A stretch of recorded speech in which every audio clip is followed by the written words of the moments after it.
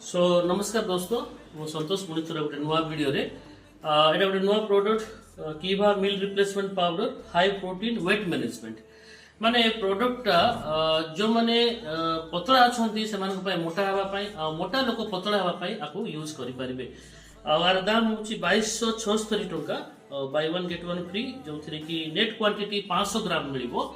बहुत गुड़े इनग्रेडिएंट्स इटी अच्छी vitamin A B1 B2 B3 B6 B9 many more एटार अच्छी तो एटा को केमिति व्यवहार करिवे जदि के पतला हेबा पे चाहउछथि माने गोटे टाइम रो बा दुई टाइम रो मील टाको से माने रिप्लेस करके ता बदले राखु नेबे 2 रु 3 स्पून पानी रे कि बा खीर रे मिसे के से माने नै परिबे आ से माने अलगा जिंस किछि खाइबे नै किंतु जो माने पतला अछंती समान को वेट अंडर वेट अछि जेमति कि मोर वेट अछि सम अराउंड 80 पाखापाखि मोर हाइट हिसाब रे 5.3 देखिला बेलू मते पाखापाखि